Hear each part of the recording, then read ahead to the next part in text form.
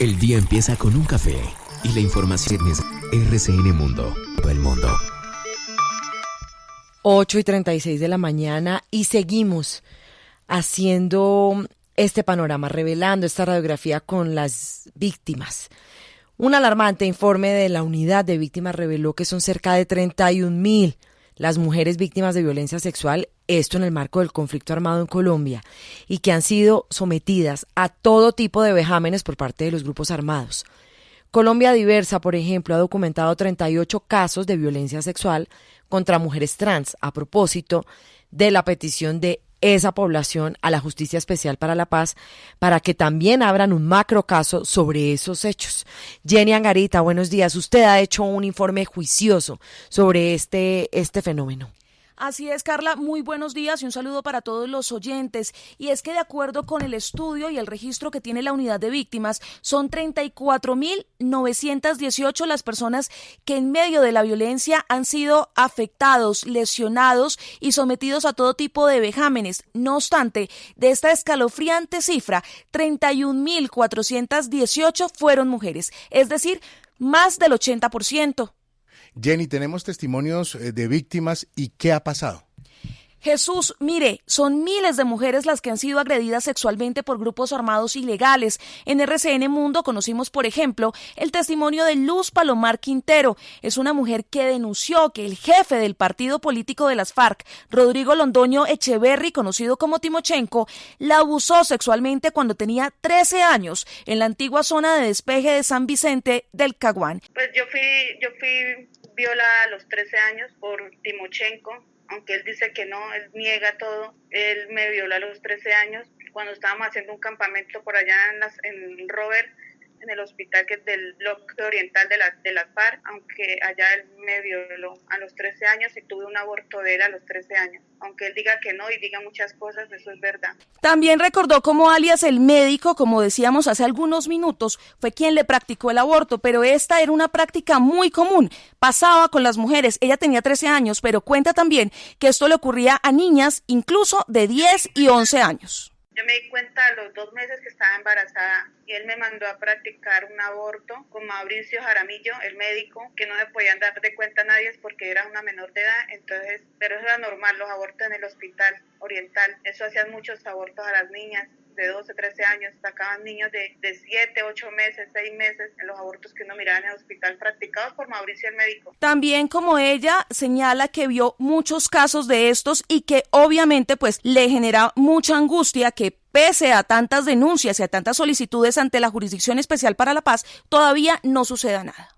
Que aunque la palabra de uno no vale igual a la de él porque pues ellos tienen más poder que uno, pero si a mí me tocara el caso de que ir a hacer un careo con él y acordar, yo lo haría. Pero hay muchas niñas que no nos creen porque ellos son unos grandes mandos allá y nosotros somos solamente unas reclutas allá. Pero pues si me tocaría hacer un careo con él, yo lo haría. Cuestionó además la poca posibilidad que tienen las víctimas de una reparación efectiva. Y es que no es solamente Carla y Jesús y oyentes que les paguen económicamente, sino que además las escuchen, que las reparen, que sepan que lo que les ocurrió es muy grave. Da rabia porque él niega todo.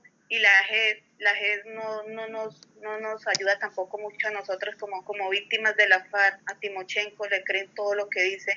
¿Por qué? Porque ser un mando superior, ¿no? Entonces a nosotros las víctimas no nos creen nada. Y la palabra de nosotras contra la de él, imaginen. Entonces yo quisiera que hubiera justicia contra ese señor. Y es que como estos son muchísimos casos. También es importante señalar que tenemos detalles de cuáles son los grupos armados que han cometido estos crímenes. Jesús y Carla, las extintas FARC, el ELN y los grupos paramilitares fueron los que perpetraron estos hechos. Hicimos una radiografía y por eso entrevistamos en RCN Radio en exclusivo al director de la Unidad de Víctimas. Ellos han definido cuáles son los principales abusos físicos y psicológicos que dejaron una huella para siempre, no solamente en las mentes, sino también en los cuerpos, que en muchos casos las mujeres han tenido que empezar a reparar de su propio bolsillo, es decir, hacerse cirugías. Tenemos 34.918 víctimas únicas del delito contra la integridad sexual. De allí están identificadas 31.438 mujeres. De esas también 4.559 tienen alguna discapacidad. que lo hemos identificado en el registro y en el momento de la toma de la declaración. 9.399 tienen una pertenencia étnica,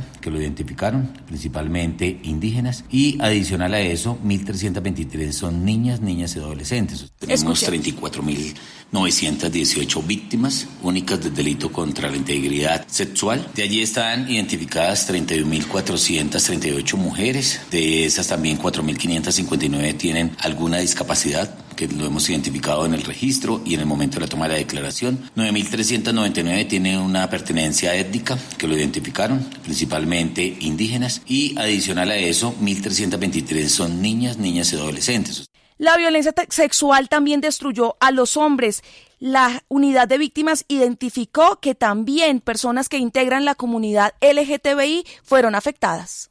De las 31.438 que son mujeres, 2.916 son hombres, porque también en el marco del conflicto se presentaron circunstancias de violencia sexual contra hombres, como era un tema de mostrar fuerza, poder de los grupos ilegales en el territorio. Entonces ahí tenemos también identificados hombres, y 563 son población de orientación sexual e identificación de género diversa.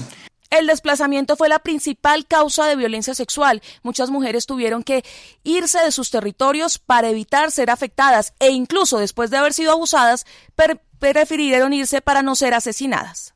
Desplazamiento, que tiene el gran peso en el registro, más del 90% del registro es por desplazamiento, y allí están asociados. También tenemos otros hechos victimizantes, como son las amenazas, las intimidaciones que se tienen frente al hecho victimizante.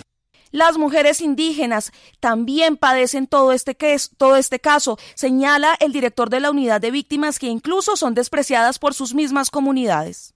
Comunidades étnicas donde una forma de mostrar control territorial de los grupos armados es la violación de las mujeres. Esto intimida a las mujeres, no les permite cumplir con las actividades diarias de ir a recolectar, de salir al campo. Esto genera una especie de confinamiento, especialmente de mujeres. Ahí hemos tenido población guanán muy identificada y que todas se ha desplazado principalmente hacia el distrito de Buenaventura. Cuando una mujer es tocada por otro hombre, pues se acaba el núcleo familiar. No, el hombre no vuelve, y especialmente la comunidad guanán no vuelve a estar con esa mujer. Eso genera unos conflictos grandísimos en las comunidades. Los vejámenes han sido tan graves que los cuerpos de las mujeres han sido prácticamente destruidos. Requieren urgente intervenciones quirúrgicas de alto costo para poder vivir con dignidad. Son 31.438 las mujeres lesionadas, afectadas por la violencia sexual. Es el poder reconstruir esa parte física, porque pues la parte psicológica lo hacen a través de las estrategias de recuperación emocional individuales y grupales, que nosotros las tenemos, pero en muchas oportunidades se quedan cortos frente a la parte de atención médica. La atención médica, mujeres que le cuentan a uno que tienen problemas graves de incontinencia urinaria, mujeres que han sido empaladas y que no ha sido fácil todos los temas de cirugías para los temas de reconstrucción, y frente a eso ha sido muy difícil reconstruir nuevamente su proyecto de vida. Los casos de las mujeres en RCN Radio, la violencia sexual, otro capítulo que hace falta reparar. Gracias, Jenny, por la información, y seguiremos haciendo seguimiento a todos estos casos. Mañana también tenemos una tercera entrega, un informe especial, estará en cabeza de nuestro compañero Juan Pablo Latorre. Y todos los detalles de esta investigación que hemos hecho en RCN Mundo va a estar, por supuesto, en la página web rcnradio.com y en nuestras redes sociales para que lean y tengan y escuchen los audios de estos duros testimonios y que piden a la JEP abrir macrocasos para ellos y para ellas como víctimas.